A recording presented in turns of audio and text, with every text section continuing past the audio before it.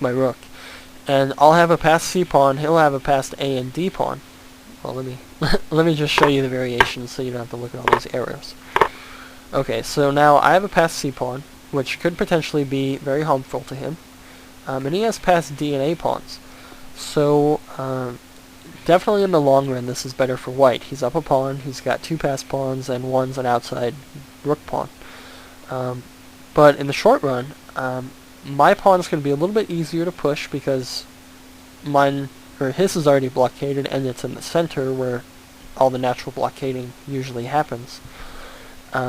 Whereas mine's basically a flank pawn, so it'll have a little bit more free reign.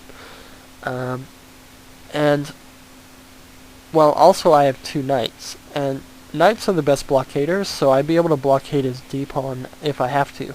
And the A pawn, well, I think eventually I'll be able to win one of the pawns, but I might have to give up my C pawn. So I think it's good for him to actually do this and actually be up a pawn, and it gives him a lot more winning chances than the route that he went.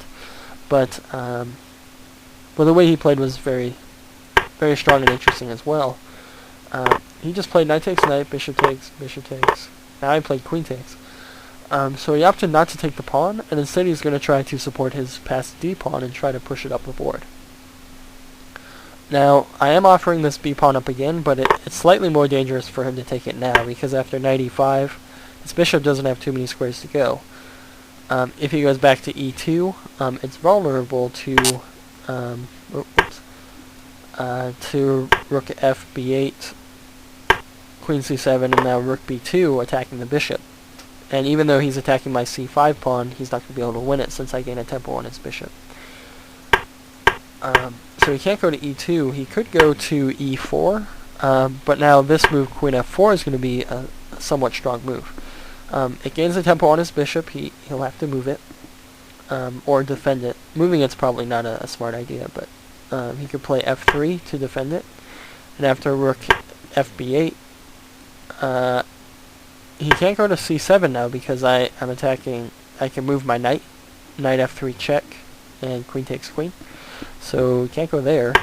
But after queen e7, he wants to maintain his attack on c5.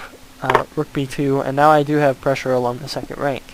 And even though his queen does defend any shenanigans over here, it's going to be harder for him to defend in the long run. So the f3 move is very weakening for his king. So he'll probably just have to move his bishop, but I mean c2 will have the same problem of it being attacked.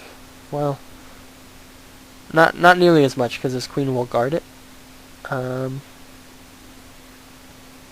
Yeah, but it doesn't seem nearly as good on c2 as it does on e4. I mean, he definitely doesn't want to go back to b1 because that would just block his rooks. Okay, so instead he didn't take the pawn. He's a little bit afraid of that. He could probably take that pawn and be perfectly fine. I'm not gonna argue with that at all. It's just it's kind of stylistically what should he do, and what's the best way for him to continue and avoid as much complication as possible. Well, queen takes b7 does get a little bit complicated, so his move g3 is a little bit better for him. And the idea behind g3 is just to hide the bishop on g2, maintain the defense on d5, and keep it on that long diagonal. Keep it as powerful as possible. So now I play b5, realizing that I'm not going to be able to get much if I lose that pawn. And after bishop g2, I play queen d6. Now I'm blockading the pawn with my queen, but at the same time I'm also putting it in a position where it could go on c5 maybe later on. The idea is I just wanted to block the pawn so he can't push it right now. After rook fe1, I play c4, gaining a tempo and pushing my 90% pass pawn. If anybody knows any Nimzovich theory, Nimzovich theory, if you can get your pawns like this one's considered 90% passed because as soon as you push it, it becomes a pass pawn. So this is my 90% pass pawn, so I want to push it. So after queen c3, he could have gone to other squares potentially, but I think c3 is the best option. He could go to d1, eyeing g4 or d4. That's probably the most flexible way to go, but it's not necessarily the best to block your own rook, the rook's natural square behind behind the passed pawn. So I think c3 is probably the best. e3 and f3 both just lose tempos to rook f8 and knight e5 respectively, so yeah. So queen c3 probably the best option. Rook e8. I'm trying to contest this open file. It's the only open file on the board, so I want to contest it as much as I can. And I'd like to get my rook on the second rank if at all possible, so if a trade happens here and I get my rook on e2, it would be very beneficial for me. So after b3, he is threatening my pawn, so like take, so I defend it with knight e5, and after f4, he's kicking my knight away so that he could take this pawn, but this is definitely, I think, the turning point in the game. Because after f4, it's driving my knight to the square that it wants to go. It exposes his king to check, and it weakens the second rank, all with one single move. So I think f4 is like his biggest mistake this whole game. So after f4, queen c5 check, maintaining defense of c4. I don't want to lose that pawn. It's going to be very vital. And after king h2, I can go knight d3. Now, with my knight on d3, it is defending e1, so his rook has to move, otherwise he'll be down in exchange. He opts to trade it. And now my rook is going to come to e2, pretty much unhindered. So he could potentially go queen d2 to try to stop it, but that's kind of an awkward position for him. But yeah, instead he tries to go rook d1, and he has a very valid threat here. He's threatening to play rook takes knight. If my knight moves, say to f2, he could play rook e1, and now he's taken back that open file. But I don't have to move that knight because I have a very simple tactic to prevent him from taking it, and that's this move, rook e2. With rook e2, if he plays rook takes knight, I can't play pawn takes because my queen will hang, but instead I play queen f2.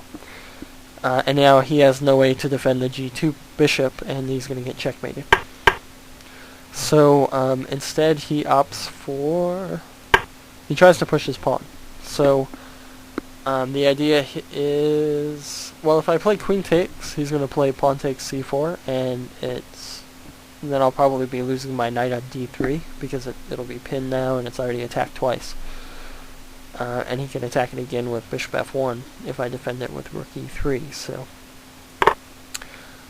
I didn't mean to show you guys that right away, but after rook takes g2, it's a very powerful tactic because, as you can see, both my knight and my queen are eyeing this f2 square. So after rook takes g2, king takes g2, and after a series of checks, I win his rook with check, and then I can check him into a position where I'm going to be threatening mate, and he'll have to give up his queen. So can you see how this move f4 really hurt his position tremendously? He had a nice solid position going, but he overextended his pawn, and he weakened his second rank dramatically. So the biggest thing he didn't realize was that his second rank was pretty much the only thing he had to defend. And once he left the defense of that, he opened himself up to this tactic.